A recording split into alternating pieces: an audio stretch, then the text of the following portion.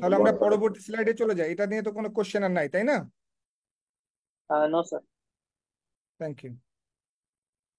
আমরা একটু salary pattern নিয়ে কথা বলি, এটা আমাদের একটা মেইন ইন্টারেস্ট। এত সময় যে ইনভেস্ট করলাম সেটার একটা রিটার্ন আসতে হবে তো, না হলে তো হবে না, নাকি? Yes sir. এই ভিডিওটা ইউটিউবে অলরেডি আপলোড করা আছে, ডিটেলসে বলা আছে। এটার আপনারা একটু দেখবেন, আমি পরে একটু ক্লিয়ার করি।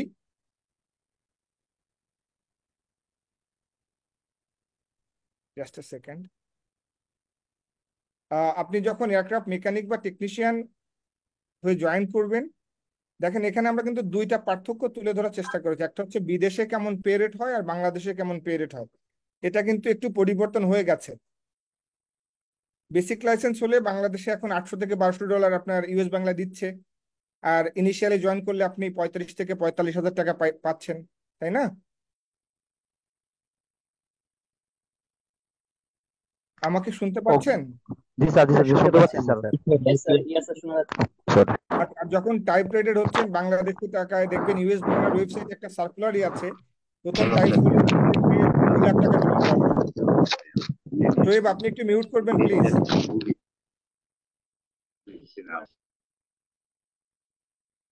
তো টাইপ রেটেড হলে বাইরের দেশে যেটা হয় যে 5 লাখ টাকা প্লাস একটা স্যালারি আসে।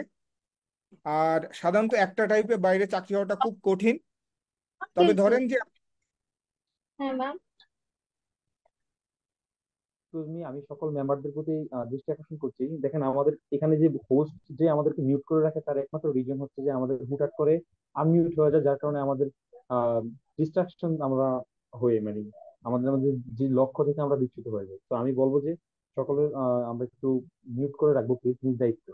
তাহলে তো আমাদের যে হোস্ট, ও তো সকলকে মিউট করে রাখবে, আমরা আসলে নিজের চাহিদা মতো কথা বলতে পারবো না।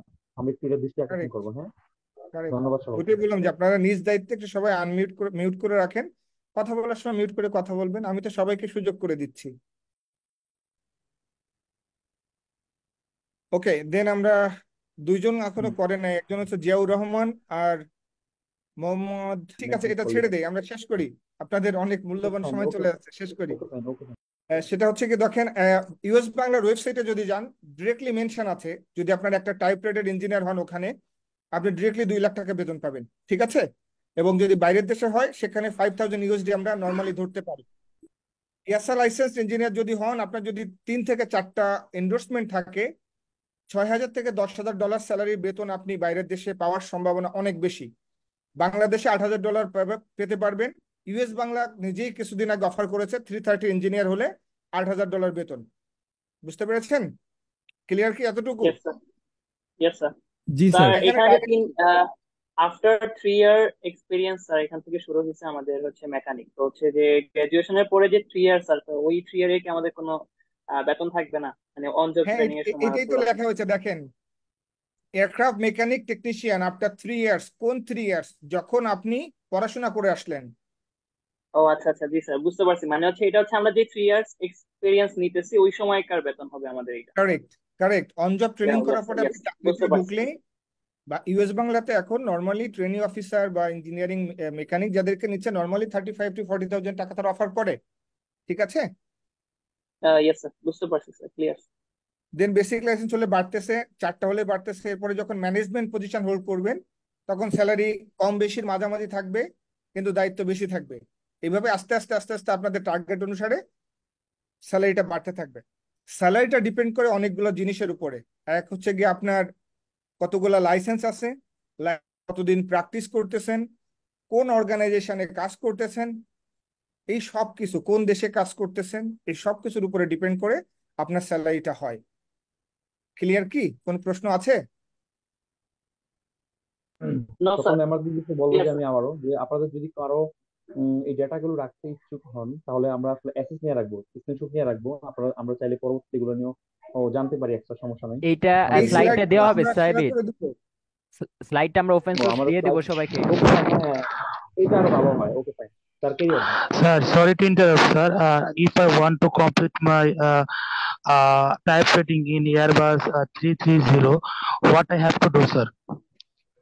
Very good question. First, you have to complete your all B1 on modules. You have to work in a organizations who have the Airbus 330 aircraft, and you have to work that aircraft 3 years or 2 years. Okay, then you have to choose a EASA Part 145 organizations who are providing 330 type training. Go for the type training, completed theoretical, practical. And for the first type endorsement, you have to choose the structural on-job training in Airbus 330, which is very difficult. So in this region, you have to choose Boeing 737 or 320. These aircraft are available in the market for structural training. Otherwise, if you go by the wide body, you will not find any structural on-job training. Clear? Sir, clear. Very good. Any sir question? এরপরে sir আমরা জি একটা question আছে sir. তো যারা আমরা self module দেবো আর কি, তো তাদের ক্ষেত্রে দেখা যায় যে আমাদের কিন্তু মডিউল যে যে কয়েকটা আমাদের মডিউল আছে 12-13টা, তো এই ক্ষেত্রে দেখা যায় যে মডিউল 11 আর 15 কিন্তু আমাদের 80 অ্যাকচুয়াল এনভায়রনমেন্ট টেস্ট নামক আমাদের একটা টেস্ট থাকে আর কি। তো এই ক্ষেত্রে যারা আমরা সেলফ মডিউল দিচ্ছি তারা কিন্তু শুধু এক্সামটা দেওয়া শুরু করছে বা আমরা এক্সাম দিচ্ছি, বাট মডিউল 11 এবং 15 যে 80 যে টেস্টের যে সুযোগটা অ্যাকচুয়াল এনভায়রনমেন্ট টেস্ট, এটা তারা কিভাবে করতে পারবে যারা সেলফ মডিউল গুলো দিচ্ছে, এটা একটু জানতে আ- চাচ্ছি। আ- আমি না আপনার প্রশ্নটা ঠিক বুঝি নাই, একটু সংক্ষেপে করেন তো প্রশ্নটা। প্রশ্নটা হচ্ছে স্যার, আমরা যারা সেলফ মডিউল করতেছি তারা তো হচ্ছে যে কোন একটা ইয়াজা অ্যাপ্রুভাল কোন একটা অর্গানাইজেশন থেকে আমরা পরীক্ষা দিয়ে আমাদের মডিউল গুলো ওকে করতেছি স্যার।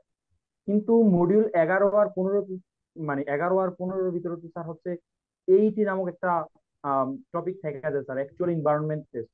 এখন স্যার যারা সেলফ মডিউল দিচ্ছে তারা কিভাবে এই অ্যাকচুয়াল এনভায়রনমেন্ট টেস্টটা কমপ্লিট করে নেবে? সেলফ মডিউলে তো এরকম কোনো রিকোয়ারমেন্টস নাই। স্যার আমার যেটা মনে আমাকে হচ্ছে সাবিত বলতে চাচ্ছে যে ইয়াস স্যার 13টা মডিউলের মধ্যে 2টা মডিউলে নাকি স্যার এয়ারপোর্টে গিয়ে পড়াশোনা করতে হয়, সেটাতে 80 বলে যে এটাকে, ওইটার ব্যাপারে স্যার জানতে চাচ্ছে নাকি। না না, সেলফ মডিউল দিলে আপনার কোনো কিছু না, আপনি শুধু বই পড়ে পরীক্ষা দিবেন। সেলফ মডিউলের সাথে এগুলোর কোনো সম্পৃক্ততা নাই। আপনি তো ওখানে কোনো মডিউলের প্র্যাকটিক্যাল তো আপনি করতেছেন না, বুঝতে পারছেন? জি স্যার। এগারো ওকে ওকে 11, 7, 6, 15, 17 এইগুলো তো অনেক প্র্যাকটিক্যাল দরকার হয়। 11, জি স্যার। 7, 6 6 হচ্ছে আপনার হার্ডওয়্যার ম্যাটেরিয়াল, 7 মেইনটেনেন্স প্র্যাকটিস, ঠিক আছে। এদিকে 11 হচ্ছে আপনার স্ট্রাকচার, অ্যারোডাইনামিক্স, টোটাল স্ট্রাকচার, 15 হচ্ছে গ্যাস টারবাইন ইঞ্জিন, এবং 17 হচ্ছে প্রোপেলার। এই মডিউলগুলোতে আপনার প্র্যাকটিক্যাল দরকার হয়। যেহেতু আপনি সেলফ মডিউল দিচ্ছেন, আপনার প্র্যাকটিক্যালের দরকার নাই। আপনার বই পড়ে মুখস্থ করে হোক বুঝে হোক আপনাকে পরীক্ষায় অ্যাটেন্ড করতে হবে, because you are the okay self sir. Okay modular sir. Okay examiner. Sir, বিষয়টা এখন বুঝতে পেরেছি স্যার, মানে কোনো রিকোয়ারমেন্ট নাই এখানে। আচ্ছা, থ্যাংক ইউ না স্যার না, for, thank you sir. Sir আমরা স্লাইডটা একটু কন্টিনিউ করি স্যার, স্লাইড শেষে আমরা আবার কোশ্চেন নিই। স্লাইড এটা হচ্ছে লাস্ট স্লাইড। এখন আমরা কোশ্চেন এন্ড আনসারে চলে যাব। এখন আপনাদের কার কি কোশ্চেন আছে, কোন জায়গা থেকে বুঝেন নাই জিজ্ঞেস করতে পারেন। আমি সবাই একটু টোটাল রেইজ একটা হ্যান্ড ওভার করতে পারেন। করেছি। স্যার আমার কোশ্চেনটা দিবেন স্যার, বাংলাদেশের সিভিল এভিয়েশনটা কতটুকু আগামী 5-10 বছর পরে এটা বিস্তৃত ঘটতে পারে বা কতটুকু সেটা বড় হতে পারে, এবং এই ক্ষেত্রে আমাদের অপরচুনিটি কেমন বাড়তে পারে? এই যে আমরা যে বাংলাদেশি স্টুডেন্ট গুলা যে আমরা যে এয়ারক্রাফট নিয়ে পড়ার স্বপ্ন দেখি, আমাদের এই স্বপ্নগুলো বাস্তবায়ন আমরা আসলে কি বাংলাদেশে করতে পারবো কি না, মানে একটা সম্ভাবনা নিয়ে স্যার যতটুকু একটু আমাদেরকে জানাবেন প্লিজ। Very good. আচ্ছা, আপনাদের মধ্যে থেকে কেউ কি এই টপিকটায় কন্ট্রিবিউশন করতে ইচ্ছুক, মানে কেউ কি কথা বলতে চান এই বিষয়টা নিয়ে? আপনাদের মতামত কি? আপনাদের মধ্য থেকে সাবিতের এই প্রসঙ্গটা নিয়ে কেউ কি কোনো ইনপুট বা কথা বলতে চান? আপনাদের ধারণাটা কি? স্যার আমাদের তো স্যার নর্মাল ধারণা স্যার, মানে আমরা তো নতুন স্যার এই আমি আমি সেক্টরে। নর্মালটাই শুনতে চাই, আপনি নর্মালটাই বলুন, নর্মালটাই বলুন। স্যার স্যার বাংলাদেশ যতটুকু স্যার মেইনলি আমি যখন যখন এভিয়েশন নিয়ে আমি টুকটাক মানে আগে থেকে একটু পড়াশোনা করতাম, আমার এয়ারক্রাফট খুবই ভালো লাগতো। বিষয়টা হচ্ছে আমি যখন কলেজে ছিলাম তখন আমার এয়ারক্রাফট খুব ভালো লাগতো। তো হঠাৎ একদিন জানতে পারলাম যে বাংলাদেশ হচ্ছে 2030 ফোর্সেস গোল নামে একটা গোল সেট করছে, যার কারণে বাংলাদেশ নতুন নতুন ফাইটার জেট আনবে, হচ্ছে 4th জেনারেশন এয়ারক্রাফট বাংলাদেশে যুক্ত করবে। আর হচ্ছে বিমান বাংলাদেশ হচ্ছে এয়ারবাস থেকে 10টা এয়ারবাস অর্ডার দিচ্ছে। তো এরপর আমার একটু জানার ইচ্ছা হলো যে দেখি তো এই সেক্টরটা কেমন। তো পরবর্তীতে জানতে পারলাম আসলে বাংলাদেশ 10টা এয়ারবাস অর্ডার দিছে, এবং হচ্ছে যে বাংলাদেশ যেহেতু এতগুলো এয়ারক্রাফট আনতেছে, আর অলরেডি আমাদের কিছু বেসরকারি অর্গানাইজেশন আছে, মানে এয়ারলাইন্স আছে। তো সেই ক্ষেত্রে এই লাইনটাতে তো হচ্ছে বাংলাদেশি, মানে আমার পরিচিত কোনো ইঞ্জিনিয়ার নাই। আমি মোটামুটি বাংলাদেশের সব ক্ষেত্রে আহ মোটামুটি জ্ঞান রাখা হয়। তো এই ক্ষেত্রে দেখলাম যে হচ্ছে যখন আমি একটু খোঁজ নেওয়ার চেষ্টা করলাম, দেখলাম যে এরকম কোনো ইঞ্জিনিয়ার সহজে আমার চোখে পড়তেছে না। তো পরিচিত একজন আঙ্কেল ছিলেন, উনি হচ্ছে বিমান বাংলাদেশে জব করেন ইঞ্জিনিয়ার হিসেবে। তো ওনার সাথে কথা বলার পর বুঝতে পারলাম যে আসলে আমাদের দেশে হচ্ছে মেইনটেনেন্স ইঞ্জিনিয়ারের অনেক বেশি প্রয়োজন আছে। তো এরপর হচ্ছে এই সেক্টর নিয়ে আমার একটু এই সেক্টরে আসার জন্য খুবই আগ্রহী হয়ে উঠলাম। আর আমার কাছে তাই মনে হয় যে হচ্ছে যেহেতু বাংলাদেশ নতুন নতুন এয়ারক্রাফট আনবে, আর বাংলাদেশে যেহেতু এতগুলো অর্গানাইজেশন আছে, আর সেই হিসেবে যেহেতু খুব বেশি মানুষ এখান থেকে গ্রাজুয়েশন করতেছে না বা গ্রাজুয়েট হইতেছে না, তো আমাদের স্কোপ খুবই বেশি যদি আমি এখানে পারদর্শী হতে পারি। আর কি, যদি আমি ভালো কাজ করতে পারি, অবশ্যই আমার মনে হয় যে এই সেক্টরটা আমাদের জন্য খুবই ভালো হবে। এটা আমার আমার ধারণা। নাহিদ, আপনাকে অসংখ্য ধন্যবাদ।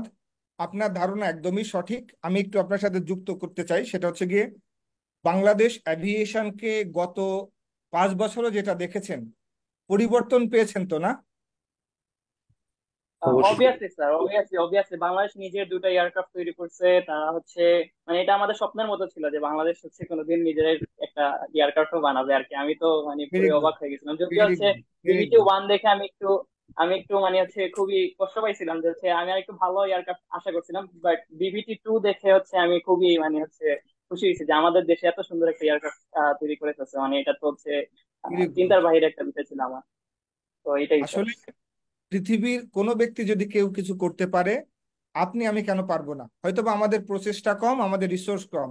আমরা যদি ওই রিসোর্সটা পাই, সঠিক গাইডলাইন পাই, আমাদের পক্ষে সেই জিনিসটা করা সম্ভব, এবং এটা প্রুভড, এবং আপনারাও পারবেন। আমি আপনার সাথে যে জিনিসটা অ্যাড করতে চাই, আপনি দেখবেন নতুন আমাদের যে এয়ারপোর্টে যে হ্যাঙ্গারগুলো হয়েছে, হ্যাঙ্গারগুলো বেশ বড় বড়, ঠিক আছে? এবং আপনার যদি এয়ারপোর্টের উত্তরার সাইডটাতে যান, দেখবেন কয়টা হ্যাঙ্গার হয়েছে, 8 থেকে 9টা বা 10টা হ্যাঙ্গার ওখানে হয়েছে। এই ইনভেস্টটা কে করেছে? গভর্নমেন্ট করেছে, Bangladesh civil aviation authority of Bangladesh. নতুন যে টার্মিনাল হয়েছে, থার্ড টার্মিনাল, এই টার্মিনালটা সিঙ্গাপুরের আদলে তৈরি করা। এত বড় একটা চ্যালেঞ্জ নিয়ে বাংলাদেশ এত ভালো সুন্দর টার্মিনাল করেছে। কেন করেছে? Because they have some plan to develop the country. আমাদের অ্যাভিয়েশন এখন যেটা দেখতেছেন, আগামী 10 বছরে এর ডাবল এক্সপ্যান্ড করবে, এটা আমি প্রেডিক্ট করি। আমি একজন অ্যাভিয়েশনের ব্যক্তি হিসাবে অ্যাভিয়েশন সম্পর্কে রিসার্চ করি। আমার ইচ্ছা আছে অ্যাভিয়েশন নিয়ে কাজ করার অনেক দূরের। আপনাদেরকে ইন ফিউচার হয়তো বা সঙ্গী হিসাবে পাবো, বা আপনাদের সাথে সঙ্গী হয়ে আমি কাজ করতে চাই, আগ্রহ প্রকাশ করছি।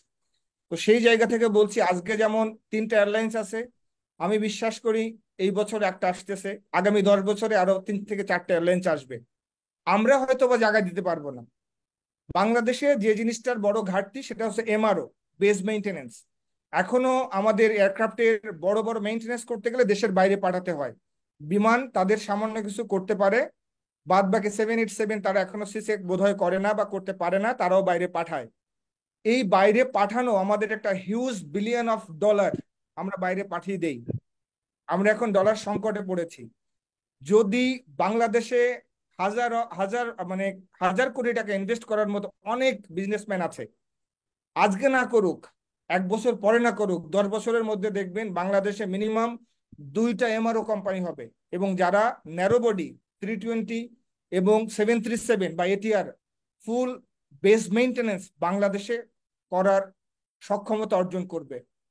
কারণ ইন্ডাস্ট্রিতে কিছু রিউমার চলতেছে যে অনেক বড় বড় ব্যবসায়ীরা তারা এখন অ্যাভিয়েশনকে ট্রাস্ট করতে শিখতেছে, অ্যাভিয়েশনকে বুঝতে শিখতেছে। আজ 53 বছর অ্যাভিয়েশন প্র্যাকটিস করার পরে আমরা সবেমাত্র অ্যাভিয়েশনকে বুঝতে শিখেছি। আমরা যদি পার্শ্ববর্তী দেশ ইন্ডিয়ার দিকে তাকাই, তাহলে দেখতে পারবেন তারা আমাদের থেকে অ্যাভিয়েশনে কত এগিয়ে। ইন্ডিয়া কিন্তু 6 সিট 10 সিটের প্লেন মহেন্দ্র নিজে তৈরি করে। তারা এয়ারবাস 320 ম্যানুফ্যাকচারিং এর অনেক কিছু তারা তৈরি করে, ডোর থেকে শুরু করে। বাংলাদেশ এই পথে মাত্র হাঁটা শুরু করলো। বাংলাদেশের স্ট্যাটিস্টিক্স বলে কোনো এয়ারলাইন্স 10 থেকে 12 বছরের বেশি সাস্টেইন করে না। সর্বশেষ প্রাইভেট এয়ারলাইন্স জিএমজি 15 বছর ছিল। এখন ইউএস বাংলা একটু টপ জায়গায় আছে। ইউএস বাংলার যে অ্যাক্সিডেন্ট ছিল সেখান থেকে ঘুরে দাঁড়িয়েছে। আবারও ইউএস বাংলাকে সাধুবাদ জানাই। তো এই যে লিডারশিপ প্র্যাকটিস, যদি বাংলাদেশের ইনভেস্টররা এই লিডারশিপ প্র্যাকটিসটাকে ধরে রাখে, আপনি লিখে রাখতে পারেন আগামী 10 বছরের মধ্যে বাংলাদেশে বড় আকারে বেস মেইনটেনেন্স হবে। সেটা ফরেন ইনভেস্টমেন্ট হোক, গভর্নমেন্ট ইনভেস্টমেন্ট হোক, প্রাইভেট পাবলিক ইনভেস্টমেন্ট হোক, অথবা 100% প্রাইভেট ইনভেস্টমেন্ট হোক। এটা দিয়ে বাংলাদেশ অ্যাভিয়েশন অনেক বেশি এক্সপ্যান্ড করবে। এবং ইন ফিউচারে সিভিল এভিয়েশনের বড় প্ল্যান না থাকলে সিভিল এভিয়েশনে হাজার হাজার কোটি টাকা খরচ করে এতগুলো হ্যাঙ্গার বাংলাদেশে করতো না নিজস্ব অর্থায়নে। আর আমাদের অথরিটির যে প্ল্যান, বর্তমান প্ল্যান, এটা অনেক সুদূর প্রসারী এবং আমরা তাদেরকে সাপোর্ট করতে চাই। বাংলাদেশে আরো নতুন 8 থেকে 10টা এয়ারলাইন্স আসুক, লাইন মেইনটেনেন্স কোম্পানি আসুক, বেস মেইনটেনেন্স কোম্পানি আসুক। আমরা আমাদের দেশের সম্পদ হব, এখান থেকে কাজ শিখবো, বিদেশিরা আমাদেরকে হায়ার করবে, আমরা ওখান থেকে রেমিটেন্স কামাবো বা আমরা আমাদের দেশকে সমৃদ্ধ করব। এবং এটা সম্ভব, পরিবর্তন হচ্ছে এবং পরিবর্তন হবে, শুধু একটু সময়ের দরকার। ওয়েট করেন, ধৈর্য ধরেন, লেগে থাকেন এবং লক্ষ্য ঠিক রেখে কাজ করেন, ইন্ডাস্ট্রি রিকোয়ারমেন্ট ফুলফিল করেন। অবশ্যই আপনার জন্য অ্যাভিয়েশনে ভালো কিছু অপেক্ষা করবে, কিন্তু গতানুগতিক কিছু করা যাবে না। যেটা করবেন স্মার্টলি করবেন, অ্যাকুরেটলি করবেন, ইন্ডাস্ট্রি কি চাইতেছে সেটা আপনাকে বুঝতে হবে। আমি কি ক্লিয়ার করতে পারছি? Yes sir, yes sir, Yes, sir. Clear. অন্য কোনো প্রশ্ন? নেক্সট কারো কোনো প্রশ্ন থাকলে স্যারকে জিজ্ঞেস করে ফেলতে পারেন। ধন্যবাদ স্যার আপনাকে। আমার কোশ্চেনটা খুব সুন্দরভাবে যুক্তি খন্ডাই স্যার, খন্ডায়িত করে এবং বেজ মেনটেনেন্স কি সরল। আলাদাভাবে পড়তে হবে? না, এটা হচ্ছে আপনি অ্যাভিয়েশন যখন পড়বেন, B1 B2 কমপ্লিট করবেন, এটা একটা রিকোয়ারমেন্টস। বেস মেইনটেনেন্স হচ্ছে গিয়ে ধরেন যারা এয়ারপোর্টে গিয়েছেন বা ফ্লাই করেছেন, আপনারা জানেন একটা উড়োজাহাজ যখন বাইরে থেকে এসে দাঁড়ায় র্যাম্পে বা অ্যাপ্রনে, তখন একটা নর্মাল চেক হয়, এটাকে আমরা প্রি ফ্লাইট চেক বলি।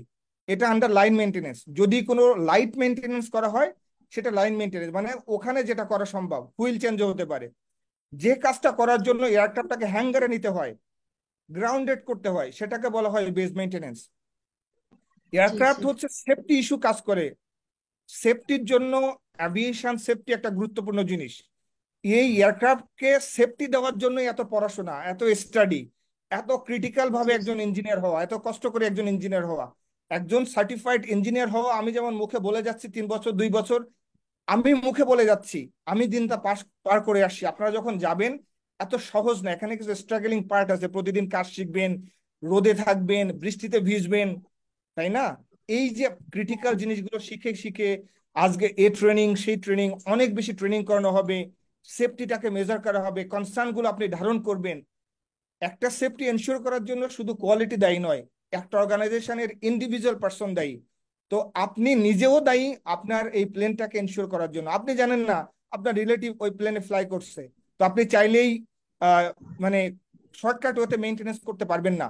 আপনাকে ওইটা কনসার্ন রেখে যে আপনার সাইনের উপরে এয়ারক্রাফটটা ফ্লাই করবে, আপনি এতটুকু রেসপন্সিবল। দেখেন, একটা ফ্যামিলিতে বাবা মার মধ্যে একটা সম্পর্ক থাকে, স্বামী স্ত্রীর মধ্যে সম্পর্ক থাকে, ছেলে মেয়ের মধ্যে সম্পর্ক থাকে, ট্রাস্টের, বিশ্বাসের।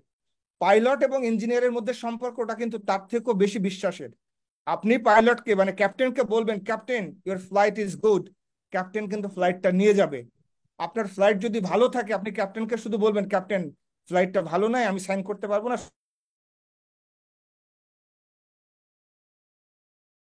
আর স্যার আপনার কথা শুনতে পাচ্ছি না আমরা। স্যারের কথা কি অন্যরা শুনতে পাচ্ছেন?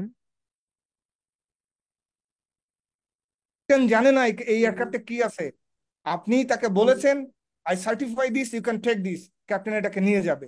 তো এই যে দায়িত্ব, 300 জন প্যাসেঞ্জারের দায়িত্ব, 200 প্যাসেঞ্জারের দায়িত্ব, এটা আপনার রেসপন্সিবিলিটি, এটা আপনার উপরে পড়তেছে।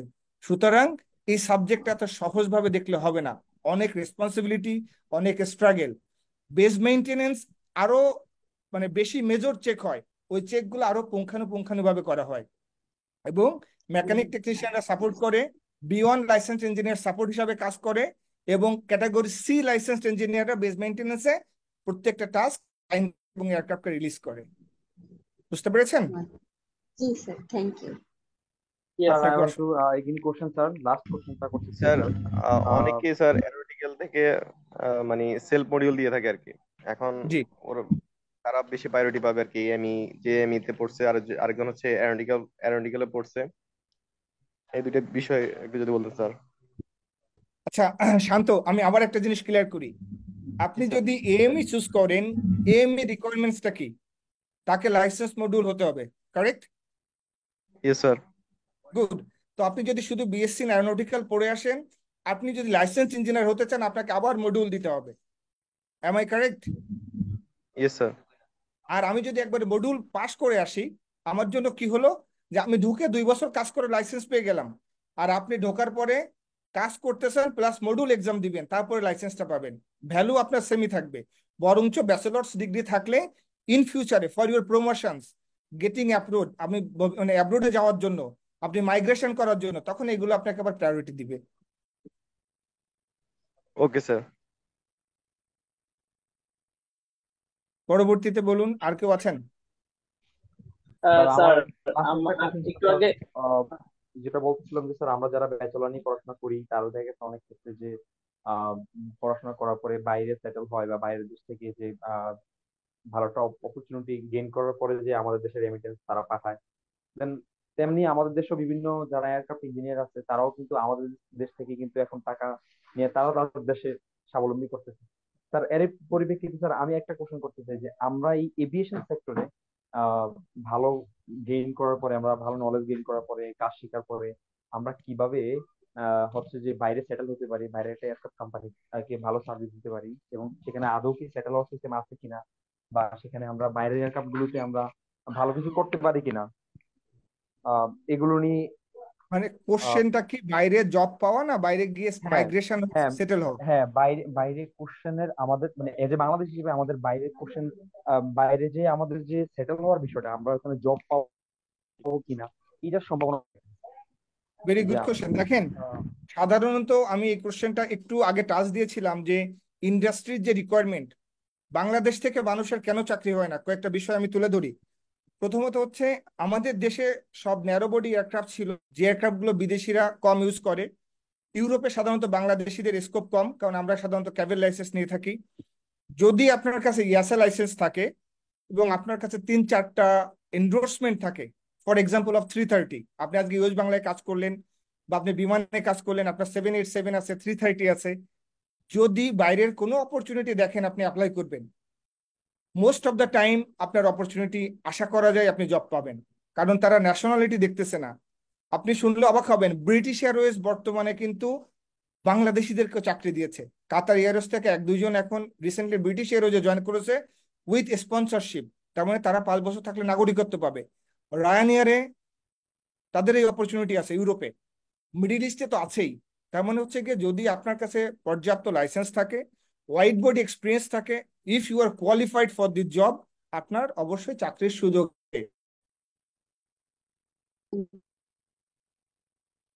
ক্লিয়ার? ওকে, ধন্যবাদ স্যার। তবে আমার এই কোশ্চেনটা অ্যান্সারটা খুব ভালো লাগছে। ধন্যবাদ স্যার আপনাকে। আপনাকে স্যার আমার অসংখ্য ধন্যবাদ। একটা কোশ্চেন ছিল। জি, স্যার স্যার স্যার আমি এন্ডোর্সমেন্টটা কি, কোশ্চেনটা এটা যদি করতে আরেকবার চাইছিলাম। বলতেন। আমি রিপিট হওয়ার জন্য শুনতে পাইনি, আরেকবার বলবেন প্লিজ। স্যার এন্ডোর্সমেন্টটা কি স্যার, এটা কি আরেকবার বলবেন এই বিষয়টা নিয়ে? এন্ডোর্সমেন্ট, আপনি যখন টাইপ ট্রেনিং করলেন, স্পেশালিস্ট ট্রেনিং করলেন, এবং এটা যখন সিভিল এভিয়েশন অ্যাপ্রুভ করলো, আপনার লাইসেন্সের মধ্যে ওই টাইপ ট্রেনিং এর কথাটা উল্লেখ থাকবে। বোয়িং 737 আপনার কোন ইঞ্জিনে করছেন সেই ইঞ্জিনের উল্লেখ থাকবে, কোন তারিখে সিভিল এভিয়েশন এটাকে অ্যাকসেপ্ট করলো ওই ডেটটা উল্লেখ থাকবে। এটার ভ্যালিডিটি 3 ইয়ার্স। যখন আপনার লাইসেন্সে, বেসিক লাইসেন্সের মধ্যে কোনো এয়ারক্রাফটের নাম, ধরেন বোয়িং 737 NG বা এবং CFM56-7B এত তারিখে এন্ডোর্স হলো, মানে ওই ওই ডেটটা দেওয়া থাকবে। তার মানে আপনি এন্ডোর্স মানে ওই কথাটা ওইখানে উল্লেখ থাকলে আপনি তখন থেকে সার্টিফাইড ইঞ্জিনিয়ার হবেন। ক্যাব এটাকে অ্যাকসেপ্ট করে নিল, রিকগনাইজ করলো আপনাকে। Sir clear? 3 বছরের মেয়াদ বলতে কি থ্যাংক বুঝালেন ইউ স্যার? স্যার। গুড। 3 বছর স্যার মেয়াদ আপনাকে মানে যে ট্রেনিংটা আপনি টাইপটা এন্ডোর্স হলো, ওইটা 3 বছর পরে এক্সপায়ার হবে। এন্ডোর্স করার জন্য 3 বছর পরে আপনি আবার ওটাকে একটা রিফ্রেশার কোর্স করবেন, শুধু অনলাইনে বা ফিজিক্যালি 10 দিন বা 5 দিনের করে। ওইটা ওইটা যখন এক্সপায়ার হবে, সিভিল এভিয়েশন আবার জমা দিলে ওইটাকে আপনার নতুন করে লাইসেন্সের মধ্যে লিখে দেওয়া হবে। স্যার বুঝতে পারছি। স্যার আমার যে কোশ্চেনটা ছিল স্যার, সেটা হচ্ছে যে একটু ভিন্ন ধর্মী স্যার। আমি যেহেতু বাংলাদেশে সেটেল হইতে চাই, বা বাংলাদেশের এভিয়েশন সেক্টর নিয়ে স্যার আমার কাজ করার ইচ্ছা, যেহেতু আপনি একটু আগে বলছিলেন স্যার যে হচ্ছে বাংলাদেশে এখন যে ডাইরেক্টর যারা আছেন, যে আমাদের এয়ারলাইন্স গুলো যারা হচ্ছে এয়ারলাইন্সের যে ডাইরেক্টর তারা আছেন, তারা হচ্ছে গিয়ে বিদেশে। আচ্ছা, আমি বাংলাদেশি হিসেবে যদি এই পজিশনে যেতে চাই, তাহলে একদম প্রাইমারি থেকে কোন কোন বিষয়ে আমার খেয়াল রাখতে হবে? আর একটা কোশ্চেন স্যার, যে লগ বুক নিয়ে যে কথাটা বলছিলেন স্যার, একদম প্রথম দিন থেকে যাতে মানে লগ বুকটা একটু আমাদের জন্য বিশ্লেষণ করলে ভালো হয়, যেহেতু আমরা এখানে বেশিরভাগই হচ্ছে নতুন এই সাবজেক্টটাতে স্যার। তো লগ বুকটা আমরা প্রথম দিন থেকে কিভাবে মেনটেন করতে পারি সেটা একটু বললে খুবই ভালো হবে। আচ্ছা দেখেন, একটা নতুন এনভায়রনমেন্টে গেলে, ধন্যবাদ আপনাকে প্রশ্নটা করার জন্য। নতুন একটা এনভায়রনমেন্টে গেলে সেই এনভায়রনমেন্ট বুঝতে আপনার কিছুদিন সময় লাগবে।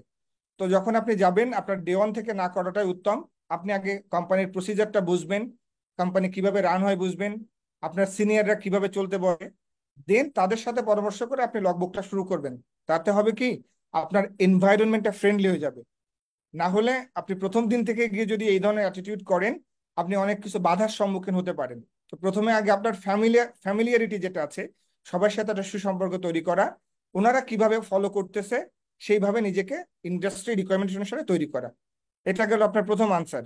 সেকেন্ড আনসার, আপনি চাচ্ছেন যে আপনি যদি ডাইরেক্টর অফ ইঞ্জিনিয়ারিং হতে চান, প্রসিজারটা কি? আপনি মেকানিক হিসাবে কাজ করলেন, টেকনিশিয়ান হলেন, লাইসেন্সড হলো, এই যে টেকনিক্যাল নলেজ গুলো আপনি গেইন করলেন, আপনার টার্গেট থাকে আমি একটা ম্যানেজারিয়াল পোস্টে যাই, এটা একটা লিডারশিপ পোস্ট। লিডারশিপ পোস্ট সেটা কি? সেটা হচ্ছে অপারেশন মেনটেন করতে হবে, কস্ট ম্যানেজমেন্ট করতে হবে, টিম ম্যানেজমেন্ট করতে হবে, ঠিক আছে, এবং ওভারঅল ম্যানেজমেন্ট করতে হবে। তার মানে আপনাকে মানে দায়িত্ব নিতে শিখতে হবে, যে আমি এই কাজটা দায়িত্ব নিয়ে করতে পারি, আমি 5 জন মানুষকে পরিচালনা করতে পারি, আমি 10 জনের একটা টিমকে স্মুথলি পরিচালনা করে কোম্পানির যে গোল, যে আউটপুটটা চাইতেছে, সেটাকে আমি 100% দিতে পারি। তার মানে যখন আপনার সুযোগ আসবে যে দায়িত্ব নেওয়ার, আমরা পিছিয়ে আছি শুধু একটা কারণ, দায়িত্ব আমরা নিতে চাই না। তো যখনই আপনার সুযোগ আসবে, আপনাকে দায়িত্ব নিতে হবে। কেন দায়িত্ব নিতে? আমি আজ এ টেকনিশিয়ান হিসাবে যাব, আমার কাজ করব, আমি চলে আসব, আমি কেন লিড টেকনিশিয়ান হব? কেন আমি লিভ ম্যানেজমেন্ট করব, কে আসে নাই তাকে ফোন করব, আমার কোন কাজটা পেন্ডিং আছে মনিটরিং করব? আমরা এই কাজ করতে চাই না, যার জন্য বিদেশিরা এই জায়গাটায় আমাদের থেকে এগিয়ে। তো আপনারা যারা নতুন জেনারেশন আসেন, ছোট মানে শুরু থেকে যদি আপনারা দায়িত্ব নিতে শেখেন, তাহলেই এই লিডারশিপ প্র্যাকটিস করতে পারলে আপনারা ইন ফিউচারে ভালো জায়গায় লিড করতে পারবেন। ডাইরেক্টর ইঞ্জিনিয়ারিং কে? He is the leader of this organisation.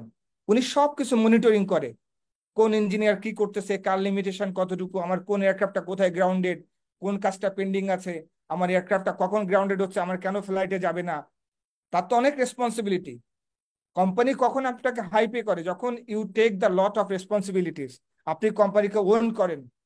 যখন আপনি এয়ারলাইন্সকে ওন করবেন, কোম্পানিকেও ধারণ করবেন যে কোম্পানি আমার, এটা রেসপন্সিবিলিটি আমার উপরে। আমি একজন মেকানিক হলেও আমার যে কাজ আছে এটা আমার কাজ। আরেকজন যেটা করে নাই, আপনি কথা বলতে পারেন যে তার কি সমস্যা, হেল্প করতে পারেন। এই যে শেয়ারিং কেয়ারিং, দায়িত্ব নেওয়া এবং ম্যানেজমেন্ট জানা, অ্যাভিয়েশনকে বোঝা যে একটা ব্যবসা কিভাবে রান হয়, একটা অ্যাভিয়েশন ম্যানেজমেন্ট কিভাবে চলে, কার কি রেসপন্সিবিলিটি, এগুলো যখন আপনি বুঝতে শিখবেন, দায়িত্ব নিতে শিখবেন, আপনার মধ্যে একটা স্পৃহা তৈরি হবে, আকাঙ্ক্ষা তৈরি হবে যে আমি তো জানি, আমি পারি, আমি বুঝি, আমার একটা সুযোগ দরকার। তখন এই সুযোগ যখন আপনি চাইবেন, একটা জিনিস মনে রাখবেন, opportunity always come in the মানে ফর দ্য প্রিপেয়ার্ড মাইন্ড। না, আপনি যদি তৈরি থাকেন তখনই আপনার কাছে সুযোগ আসবে। আপনি সুযোগ আসার পরে তৈরি হবেন, ওই সুযোগ আপনি ধরতে পারবেন না। তখন আপনি যদি নিজেকে গড়ে নেন, অবশ্যই ওই জায়গাটায় যেতে পারবেন। আমি কি বুঝাইতে পারছি আপনাকে? ইয়েস স্যার, ইয়েস স্যার, বুঝতে পারছি। আসসালামু আলাইকুম স্যার। জি বলুন। আসসালাম। স্যার, আমি বিএসএমআর ইউতে পড়ছি, BSc in aircraft maintenance engineering. Sir, congratulation. আমার একটা কোশ্চেন ছিল, জি। যে স্যার, আমরা তো বিএসসির পাশাপাশি মডিউল একই সাথেই কমপ্লিট করছি, যে 4 বছর পরে আমাদের একসাথে মেবি আমাদের সব মডিউলই কমপ্লিট হবে ইনশাল্লাহ। তো এখন আমাদের এরপরে কি ওজেটি আছে, মানে অন জব ট্রেনিং আছে, এইটা কি আমরা কি পেইড নাকি আনপেইড ওজেটি পাবো, আর এটা কয় মাস করতে হবে? আর স্যার, আরেকটা কোশ্চেন ছিল, যে আমরা মানে একটা কথা শুনছি যে ইউএস বাংলা নাকি মানে ফ্রেশার যে ইঞ্জিনিয়ার এএমই, কিন্তু মডিউল কমপ্লিট করা তাদেরকে 90K স্যালারিতে মানে ফার্স্টে ফ্রেশারদেরকেই নিছে। কিন্তু এটা কতটা স্যার সত্য স্যার, আপনার কাছ থেকে একটু জানতে চাচ্ছি স্যার।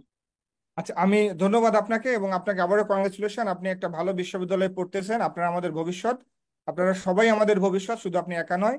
আপনারা আমাদের এভিয়েশনটাকে সামনে এগিয়ে নিয়ে যাবেন, এই প্রত্যাশা সবসময় থাকবে, আছে এবং ভবিষ্যতেও থাকবে।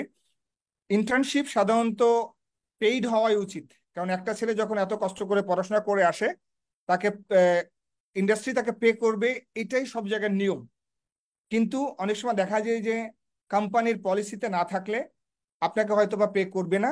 সেটা ইন্টার্নশিপ সর্বোচ্চ 6 মাসের হতে পারে বা 1 বছরও হতে পারে। এটা ডিপেন্ড করে policy of the company between university and the এয়ারলাইন্সের সাথে আপনার প্রতিষ্ঠানের কি পরিমাণ কিভাবে চুক্তি করা আছে এটা তার উপর ডিপেন্ড করে। আমি বিশ্বাস করি 6 মাসের বেশি হবে না। তবে 6 মাস যদি তারা পে নাও করে, আপনাকে বুঝতে হবে তারা আপনাকে প্র্যাকটিক্যালি হাতে কলমে কাজ করার সুযোগ দিচ্ছে।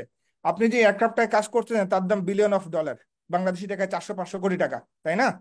400-500 কোটি কাজ করতেছেন, আপনি যদি কোনো ক্ষতি করে ফেলেন এটা কিন্তু বিশাল একটা বার্ডেন হয়ে যাবে। আপনি লাইভ এয়ারক্রাফটে কাজ করতেছেন, বিদেশে লাইভ এয়ারক্রাফটে খুবই কম কাজ শেখানো হয়, সাধারণত ডেড এয়ারক্রাফটে শেখানো হয়। বাংলাদেশে এয়ারলাইন্সে কাজ করলে আমি আগে একবারও বলেছি যে বাংলাদেশে শেখার সুযোগটা অনেক বেশি। আমাদের সিনিয়ররা এতটাই ভালো, আমাদেরকে সুযোগ করে দেয়। যখন আপনার প্রতি একটি কনফিডেন্স আসে যে এই কাজটা করতে পারবে, বিশ্বাস করুন উনি আপনাকে দিয়ে কাজ করবে। ইঞ্জিনিয়ারও বলবে তুমি করো, এবং আপনি করে কনফিডেন্ট হবেন, যেটা বিদেশে কিন্তু সহজে হয় না। তো এই জায়গাগুলো 6 মাস যদি আপনি পুঙ্খানুপুঙ্খানুভাবে কাজ করেন, মেইনটেনেন্স একদম সহজ। বড় সুবিধা হচ্ছে আপনাকে নিজের থেকে কিছু করতে হবে না। What you have to do, everything written in the manual. Aircraft maintenance ম্যানুয়ালে সবকিছু রিটেন আছে, কি লিমিটেশন, কি সেফটি, কোনটা ভায়োলেশন করা যাবে না, কতটুকু অ্যাঙ্গেলে করতে হবে, কতটুকু বেশি দিতে হবে, কতটুকু কম দিতে হবে, সবকিছু ম্যানুয়ালে দেওয়া আছে। আপনি যদি একজন গুড ইঞ্জিনিয়ার হতে চান, ভালো টেকনিক্যাল পার্সন হতে চান, ম্যানুয়াল পড়তে হবে, ম্যানুয়াল ফলো করতে হবে, এবং কোম্পানি পলিসি কিভাবে মেনটেন করতেছে সেগুলো মেনটেন করে চললে আপনি অবশ্যই শিখতে পারবেন এবং আগাইতে পারবেন।